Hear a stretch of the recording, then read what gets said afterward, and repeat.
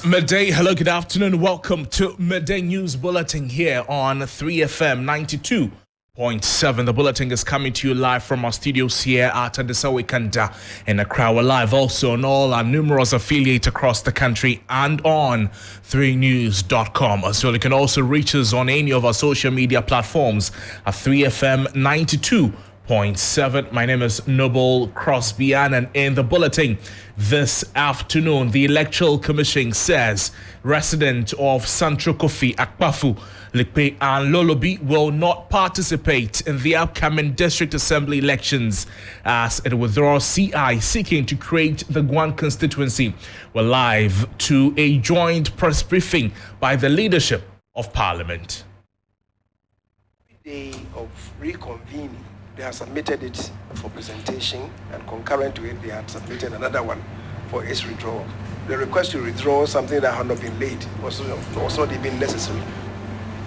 We'll be getting more in the bulletin. Also coming up, residents of La and its environs are unhappy after learning the reconstruction of the demolished La General Hospital will not be completed anytime soon. We're live in the community shortly. Plus, staff of the Ghana National Theatre, they are up in arms against the executive director of alleged mismanagement of the package. And later, also in the bulletin, Chief Justice to appoint a new trial judge to take over the case between the office of the Special Prosecutor and embattled former Sanitation Minister Cecilia Abnadapa. We have details of these stories and a lot more coming to you shortly. Please stay with us.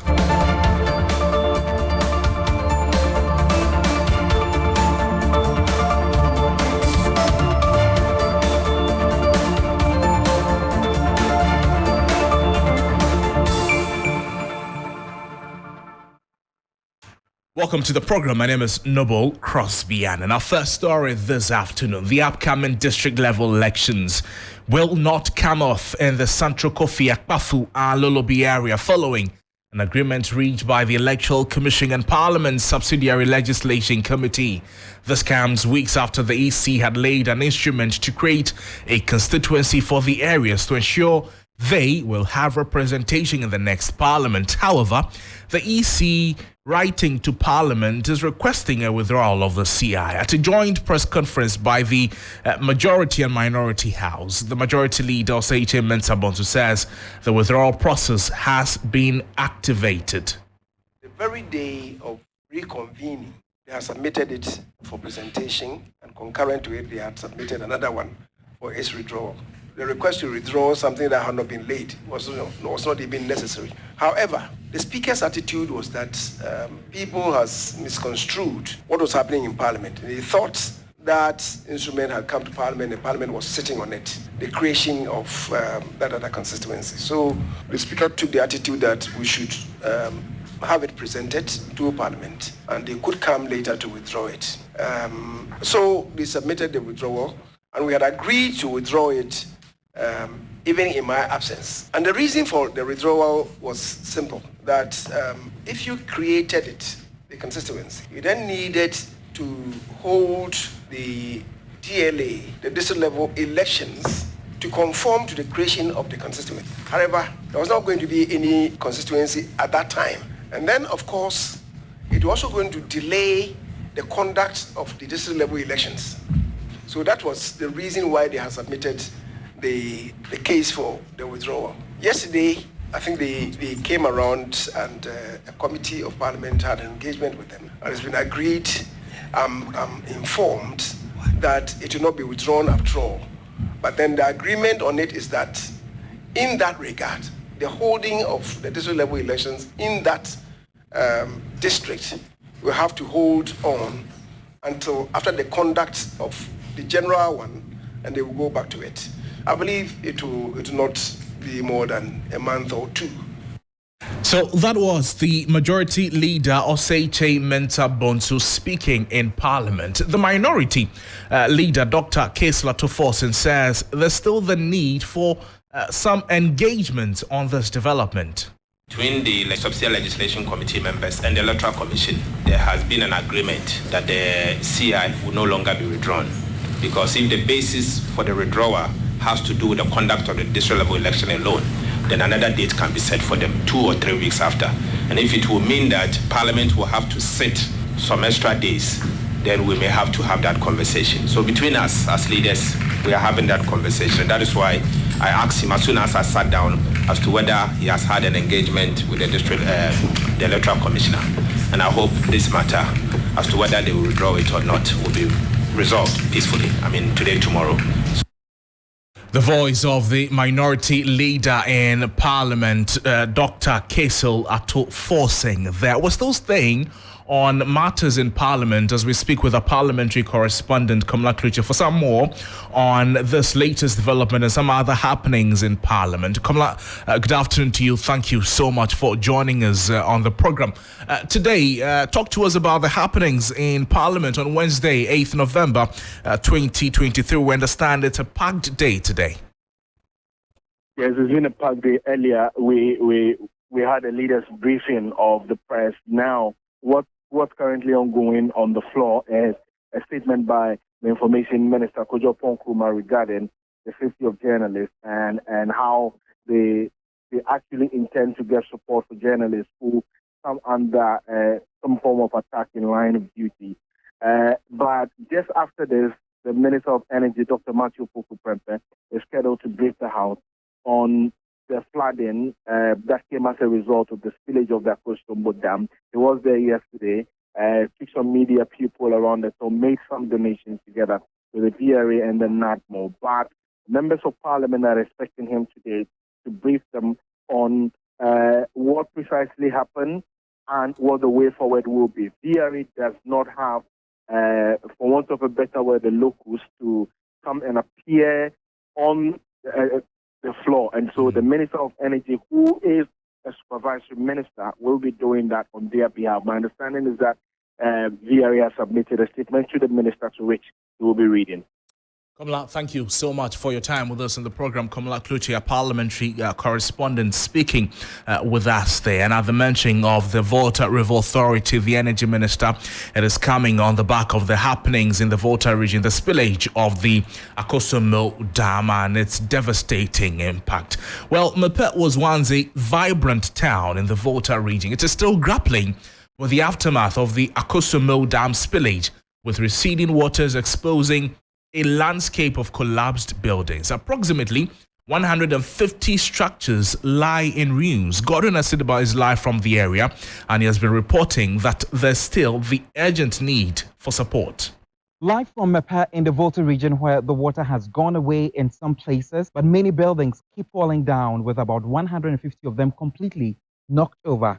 This happened because the buildings got soaked in water for a very long time.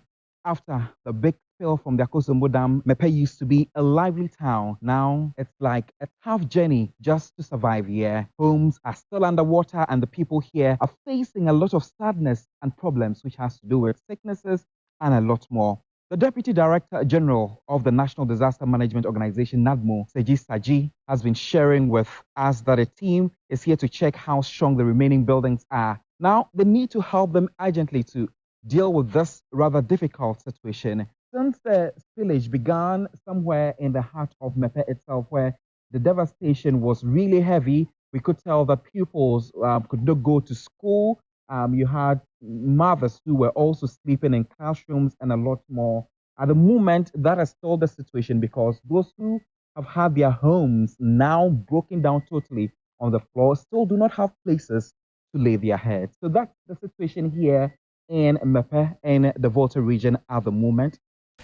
The report was by my colleague Godwin Asidiba there. Now, back here in the capital, the Chief Justice, Gertrude Tokono, is expected to appoint a new judge to replace the judge hearing the case between the Office of the Special Prosecutor and former Sanitation Minister Cecilia Abnadapa. This comes barely 2 weeks after the CJ declined a petition by the OSP to have Justice Edward Chum removed from hearing all cases involving the office over alleged prejudice. Let's go straight to my colleague, Lord Edwasari, who has been in court today. He's joining us with some more update. Good afternoon, Lord. Thank you so much for joining us on the program.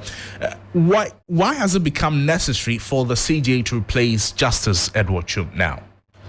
Well, so Crosby, you'd recall that Justice Edward Chum has been sitting throughout the legal vacation, which, resumed this month or last month, I should say. Now, he got a warrant to hear the case concerning the former sanitation minister, Cecilia Abnadapa, and the office of the special prosecutor. Now, today when the case was called, he had a brief, he called the parties, lawyers of Cecilia Abnadapa as well as the OSP into his chambers, and our sources made us know that the case has been adjourned to November 29 because he is due for his annual leave. Now, he sat throughout the legal vacation, but the CJ will now have to replace him because he's due for his annual leave. Right. And so that's the reason why he's going to be changed. And still on the Cecilia Abnadapa case, you'd recall that it's got a number of legs. There's the civil matter, there's the criminal matter, which was supposed to be heard at the High Court. And then there's the case regarding her domestic workers being heard at the Accra Circuit Court. Now, with regards to that, the Attorney General has withdrawn the case at the Circuit Courts and now moved it to the High Court, filed fresh charges at the High Court. And so today in court, they withdrew the case at the Circuit Courts. Right. And then all the accused persons were discharged. And so the case has been moved to the Accra High Courts. But as is procedural, once they were discharged, they were rearrested. Okay. Because now the case is going to be heard at with fresh charges, fresh charges. Okay. So the case will be heard at the Accra High Court, but they're going to give a date and then the court, and so we'll get to know that, and then we'll see when that case will be heard. But as it stands now, November 29, we'll be back in court for the criminal and the civil case, because at the last hearing, the OSP filed he filed a stay of proceedings because he had filed a motion of certiorari at the Supreme Court to quash the decision by the Accra High Court regarding the abridgment of time, which had been given by the Accra High Court, presided over by Justice Edward Chum. So November 29, we'll get to know how this will play out. But in court today, what was the demeanor of the general outlook of the lawyers of the special prosecutor and Cecilia Abnadapa? Well, there seems to be... things were actually cool between them. Cecilia Abnadapa seems a bit more relaxed now with the way things are playing out. Okay. You recall that, well, she got her application which she filed for the abridgment of time, which was accepted. And so as things stand now, the way things have been moving, it remains to be seen how things will play out, because things are moving rather slowly than we would anticipate. Right. Thank you so much, Lord Edwasari, for joining us. Lord Edwasari is a court correspondent bringing us update on the latest development as the Chief Justice Gertrude Tokunu is expected to appoint a new judge to replace the judge hearing the case between the office of the Special Prosecutor and former Sanitation Minister Cecilia Abnadapa there. To some other subjects this afternoon, hundreds of volunteers have showed up for the second Movement of Change volunteer activation program aimed at projecting the presidential bid of Annan, who is hoping to become the first independent president of the country.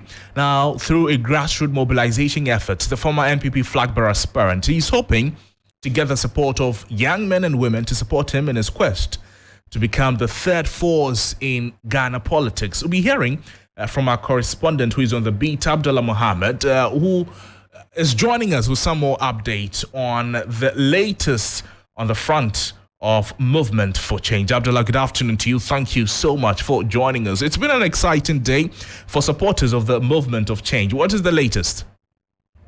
Crosby, the leader of the movement, the former Chief Minister, Annan, is currently on his feet addressing hundreds of supporters who we are told are volunteers who have showed up here to show their support behind him as he seeks to win the presidency in next year's presidential elections.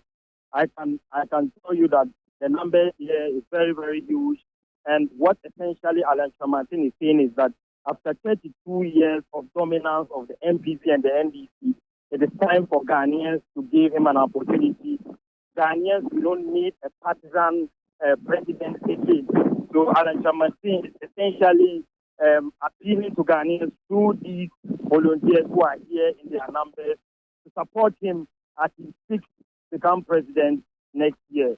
He has gone ahead to criticize the ruling MPP and the NDC presidential candidates, or the flag bearers, Mahama and Baumia. In his opinion, if they had something of value to offer to Ghanaians, they would have done it when the NDC was in power, and now that the MPP is almost ending their tenure next year.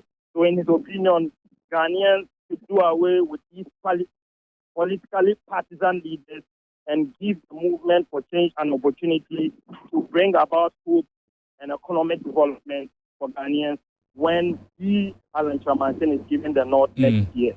But for the volunteers, the hundreds of them who have gathered at this event, what is motivating them to be part of the movement for change today?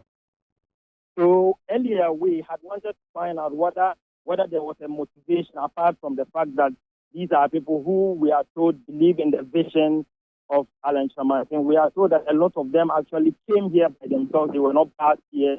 These are people who have believed in the vision of Alan Chamantin for years.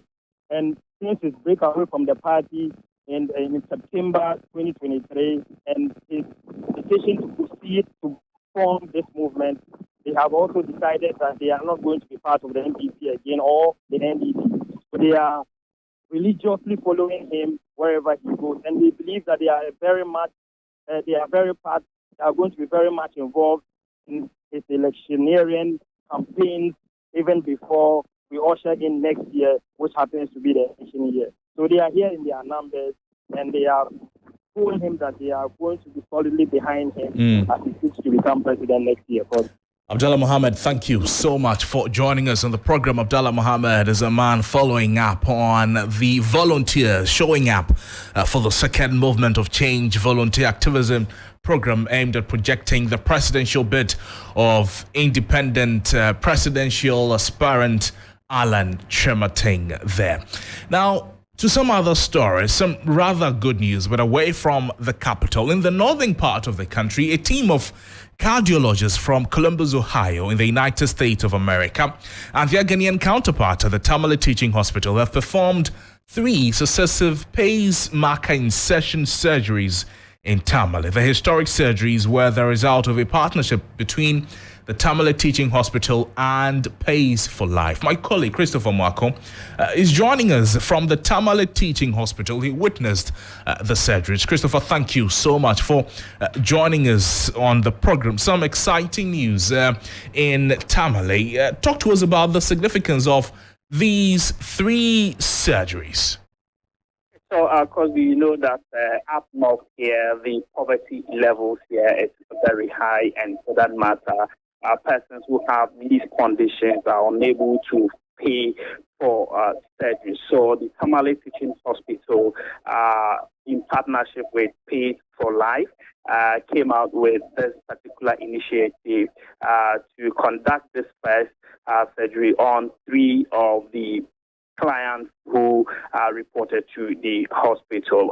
Crosby, before this, most of the cases that came to the hospital, most of them were lost to this condition. They died, and for that matter, it became an issue of concern to management of the hospital. So the 3rd surgery has just ended, and the team leader of the team from the United States of America, Dr. Ado, is here, and I will be engaging him briefly. Dr. Ado, you've just finished with the final surgery. How did it go? It went very well. We're very pleased to be able to help this patient. She's a 94-year-old woman from Navrongo who has been quite debilitated by shortness of breath and dizziness because of very, very slow heart rates from a condition called complete heart block. So we were able to successfully implant a refurbished free pacemaker system for her, and she will be kept in the hospital and monitored for a few days, and then she will be able to travel back home. She will feel much better in terms of her condition, and this will resolve the dizziness and some of the shortness of breath that she's experiencing. Okay, so Crosby, you heard it from the team leader, Dr. Kamel Ado. And Crosby, I must add that they have also left with the hospital some seeds of the pacemaker implants for future use. Thank you so much, Christopher Mako, for bringing us this piece of good news in Tamale as a team of cardiologists from Columbus, Ohio in the United States of America and the Ghanaian counterpart at the Tamale Teaching Hospital performed 3 successful pacemaker insertion surgeries in Tamale there. We're still staying on the health front, this time not too good news. New updates are emerging from the redevelopment of the General Hospital, and it is not looking good for the over 150,000 people who relied on its services. Government now says work cannot continue on the project because of stalled funding. You may recall in 2020, government pulled down the General Hospital over what it described as structural defects. In its place should have been a 160-bed facility. But the project has still seen little progress. Minister for Parliamentary Affairs, Oseiche Mensah Bonsu, says the reconstruction has been delayed because the sponsors have withheld their funds due to the ongoing IMF program. President Akufo-Addo on August 10, 2020, cut a sword for the commencement of the construction of the General Hospital redevelopment project, but work is yet to start. A plea for the people that has gotten Ododio MP talking tough. Mr. Speaker, on this note, I am the chairman of the Greater Accra Caucus of the minority. You are on our land, and I'm assuring you, if we don't see it in the budget, we will not make the budget in this house come out. We will make sure that sitting will be disrupted until we see the General Hospital captured in the budget. We will show you that we are on our land. In fact, this will be another showdown. We will make sure that the Minister of Health and the Minister of Finance will not enjoy the peace in their ministries. We are going to marshal the people of La and Gamachi to occupy your offices if you don't work on the General Hospital. Reacting to the statement, the majority leader, Oseiche Mensah Bonsu, outlined reasons for the delay in the commencement of work on the hospital. The funding has been withheld by the sponsors. The Speaker, until the nation is giving a clean bill of health by the IMF, it's going to be difficult for the funding to be released, which is why government now wants to resort to some other means. The Speaker, I know on authority that government now wanted to situate it within the context of Agenda 111. However, if you should resort to that, it will mean that the facility will have to be scaled down a bit, which is not what was originally contained in the agreement that came to this House.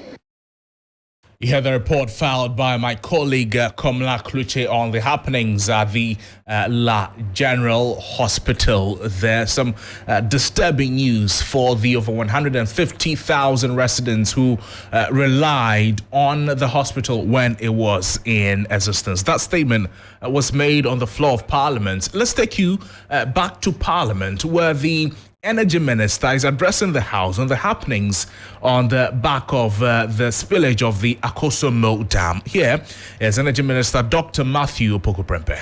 The water lake itself, with a volume of approximately 150 cubic kilometers, is the world's third largest man-made lake by volume, with a surface area of 8,502 kilometers squared, more than twice the size of Greater Accra region.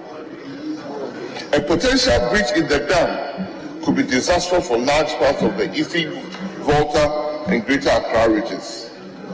Mr. Speaker, to put in perspective, the volume of water utilized by all Ghanaians or all Ghanaian households in a year is less than 1% of the water that is presently stored in the reservoir. For all the 35 million Ghanaians, and our households, the amount of water we use in a year is less than 1% of the present volume of water stored in the reservoir. The Volta River Authority is a member of the Electric Utilities Cost Group, the International Council of Large Electric Systems, the International Hydropower Association, as well as the International Commission on Large Dams. In all these international associations, VRN hydropower operations consistently exceeded industry performance benchmarks for several years. This national asset has been solely managed by Ghanaian engineers for the past 60 years.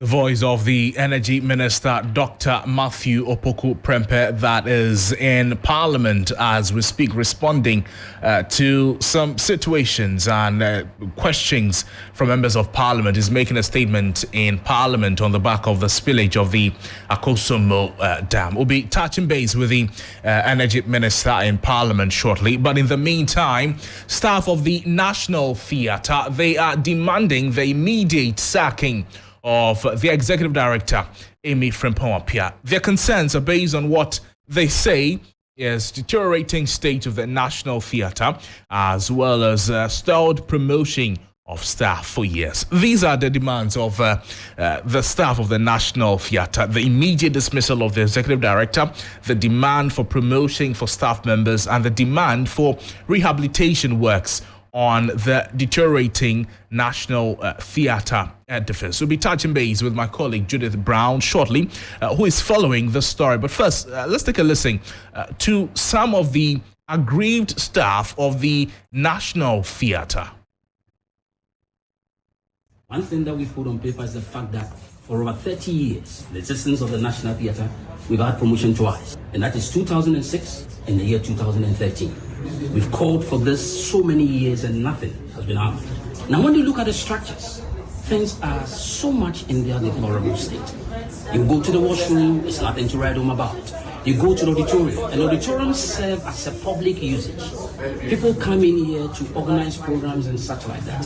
When they go out there, the kind of report or the kind of information sent out there doesn't give the image that befits the National Theatre. We've said this over and over again, and nothing is being done. We went to the auditorium, and people complain about the seats. They're actually asking for that, and it is very important. She leaves. She has resigned, in fact, retired, and she ought to leave. Look, there's no way forward, no leadership to make things happen. This is what we're asking for. If they can do, then new people should come in and help solve the situation, because it's like we are pushing and nobody's listening. And when you say you work at the National Theatre and you look at how it is now, then you wonder the sort of respect they are giving, even as the staff. Aside the promotion and all that, coming to work here is even a risk. At the top there, we have a huge cooling system that is dying on us almost. Recently, they brought some people to come and watch some part of it. It is dangerous working here, this place. It is dangerous working here. We are asking for support.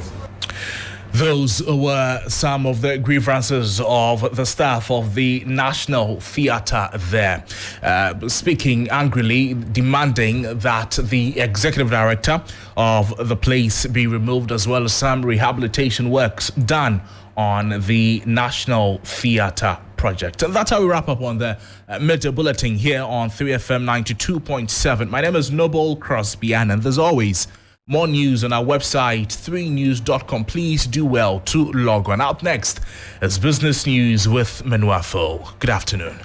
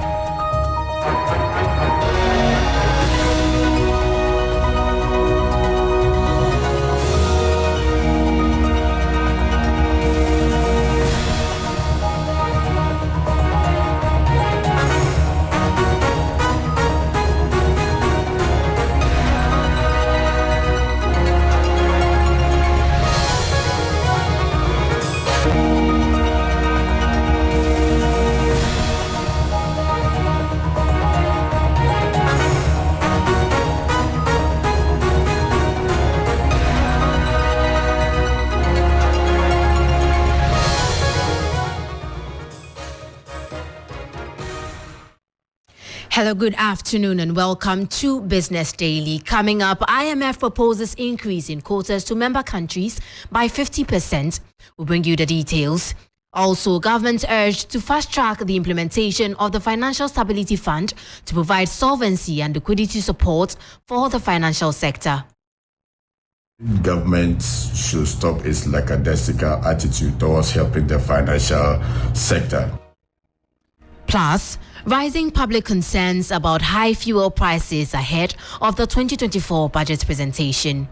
As I'm standing here, I parked my car at home because of the fuel and all that. Menu Aful will bring you the details of our headlines and many other stories shortly.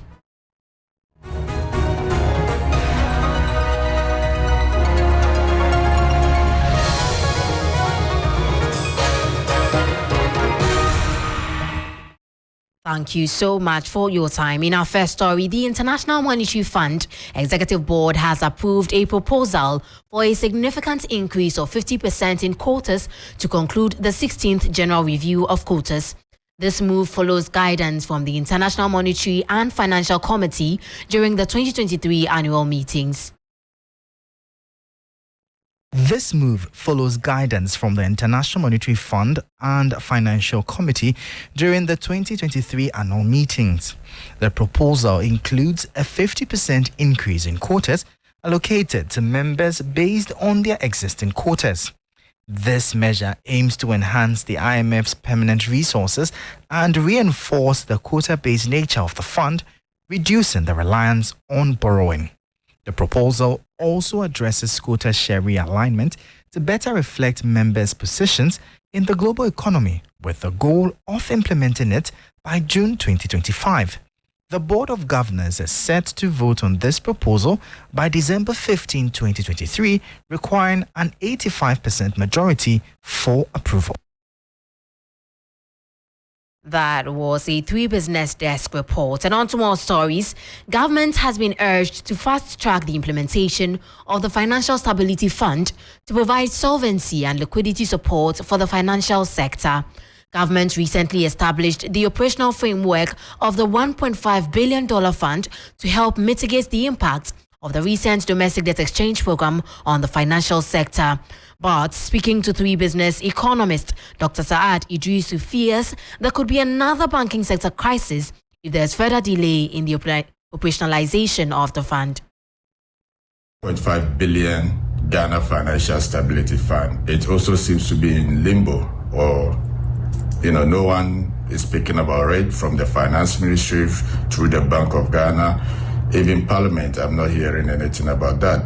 I think government should stop its lackadaisical attitude towards helping the financial sector because, without the financial sector, the country wouldn't be able to achieve the macroeconomic stability and the growth that it's actually looking for. So government needs to refocus its attention and make sure that at least the financial sector is supported enough so that they'll be able to support the private sector growth. That was economist Dr. Saad Idrisu there. Also, with a few days to the 2024 budget presentation, the public has been expressing some economic concerns that they would want addressed. Dominant among these concerns is the issue of high fuel prices. Industry players, on the other hand, are calling for some fiscal policy measures, including the removal of some taxes as well as cuts in government expenditure. Earlier, I hit the streets of Accra and have come through with the following report. What the government plans on spending on. As I'm standing here, I parked my car at home because of the fuel and all that. He subsidized the prices for us so that things will be okay for us. Patrick, not his real name, has adopted a strategy that many others have been forced to follow due to the economic crunch. No wonder calls have been intensified to review taxes on petroleum products. We are expecting some subsidies in the fuel prices because it's making transportation fares going higher. Very soon, the finance minister will be presenting the 2024 budget to Parliament. Well, this particular budget is one that a lot of individuals and institutions are keen on, particularly because it will review government's major income and expenditure decisions in a critical time where the economy is still recovering. Now, as individuals or members of the public, what are your expectations? I'm expecting the government to cut costs. We are spending too much. We are spending on unnecessary things. I think that some of the ministers are not working, and so I expect the government to cut them off, use the money for other necessary items so that the country can move forward. Personally, I'm expecting to see, in fact, the omission of the e-levy. Out for the taxes and this thing. We want him to reduce everything for us because now there's no way. We want government to maybe employ jobs. We have to employ us so that we need job to do it. We need jobs. Budget in it, don't think bibia so mayan. Ministers no say no krom ho adon so mu disen. Government should reduce the number of ministers and provide jobs for our children. Well, we've had the numerous concerns of the general public, but will they be factored into the preparation of the budget? We'll have to wait and see. Menu Afo reporting for 3 Business on Oxford Street in Osu. You heard some members of the public voicing out their concerns ahead of the 2024 budget. Away from that, a Deputy Minister of Trade and Industry, Nana Amadukwa Isiameji, emphasized the importance of African Growth and Opportunity Act's extension for Africa's industrialization efforts. AGOA is a U.S. trade program that grants duty-free access to the U.S. market for qualifying goods from eligible sub-Saharan African countries. The Deputy Minister's call for an AGOA extension during the 20th AGOA Forum in South Africa underscores the significance of trade between Ghana and the U.S. and the broader role of AGOA in promoting African economic growth. This point where we are, when we now believe that the way for Africa to go is in industrialization, to create jobs for our teeming youth and human resource that we have in vast population here, we believe that a sufficiently lengthy extension of the AGOA will help us realize the dreams that we have always had for Africa. Not only do we need to extend the agreement for a sufficiently lengthy time, but we also need to work on our utilization, to increase our utilization, to find a clear roadmap where we would be able to track and evaluate the processes through which we are able to utilize the opportunity and leverage on the opportunities that the AGOA gives. Deputy Minister of Trade and Industry, Nana Amadukwa Isiameji, but she's also noted that AGOA enhances market access for eligible sub-Saharan African countries. AGOA extension is crucial for the country's industrialization goals. So far, we've been able to do so much. Over the years, there has been an increment in the exports from Africa to America, from Ghana to the USA on AGOA protocols. And this is the time when we believe that when we are given that much opportunity, we'll be able to build on the capacity that we currently already have to be able to export more. This only means that we are looking to partner with the USA for us to see Africa as the alternative industrial hub, to be able to supply them with products that they do not have competitive advantage in producing, that we do have the competitive advantage in producing here in Africa. We don't only seek that they do this for us, we seek that they do this with Africa. You heard the voice of Deputy Minister of Trade and Industry, Nana Amadukwa Isiameji. Now that will be all for Business Daily. For more business stories, please check out our website, 3news.com. I am Minu Afo. Do stay tuned for more interesting content.